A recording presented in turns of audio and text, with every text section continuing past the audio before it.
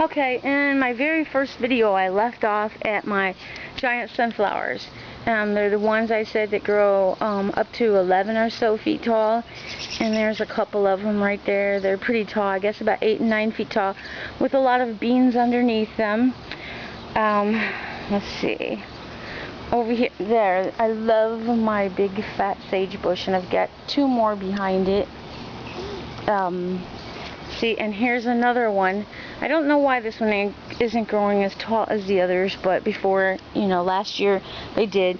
There's a few lettuces, and then there's lots of beans that start growing up my sunflowers. Turnips and carrots are found sporadically throughout my whole garden. All the gardens. There's 3 separate sections because my daughter, like I said, she loves the carrots and I love her, but she also loves the turnips. There's turnips that are going to grow up right there. Back here, it's not doing anything yet, but I think it might take a while. It is a dwarf cherry tree, and my chickens like to climb inside of it and take dust baths, so I dump water on them, and they run out, but they come back. But here's some broccoli, some more broccoli, and then there's turnips underneath there. Here's some wild strawberries that my chickens have all eaten, but those strawberries are for my chickens. This is my chicken coop. It needs a lot of work, but I have a couple of nesting beds in there, and nesting boxes, and a place for them to sleep, and they like it, and it needs a lot of work, but it's livable, and it keeps them safe from skunks that come into my yard and possums.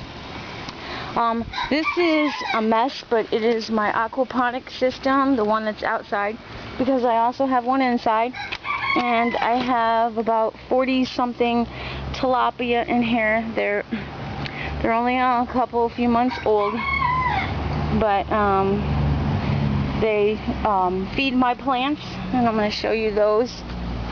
And my plants, they feed my plants, and my plants feed them.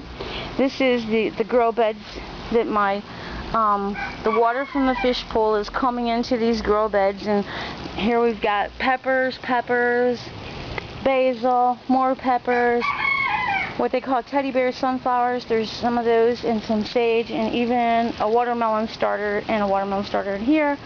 There's some peppermint back there I'm trying to get started.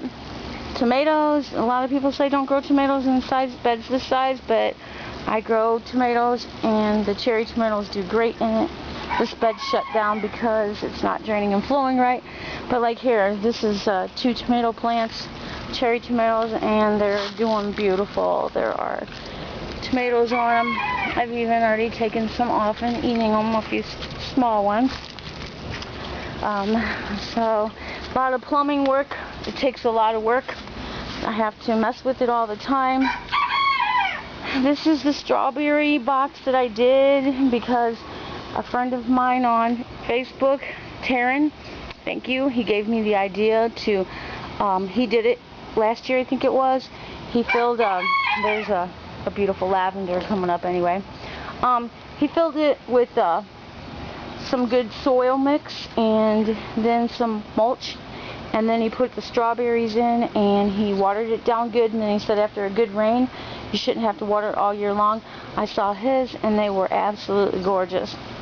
There's thank you, Taryn, there's a cherry tomato plant, roses, but the roses are not on there right now, but they come back every week. Some petunias. This is my greenhouse, but it is a wreck, and I have to put a new roof on it because the storms in, I think it was April, tore the roof off. There's an unknown. This is a dwarf pineapple tree I bought from my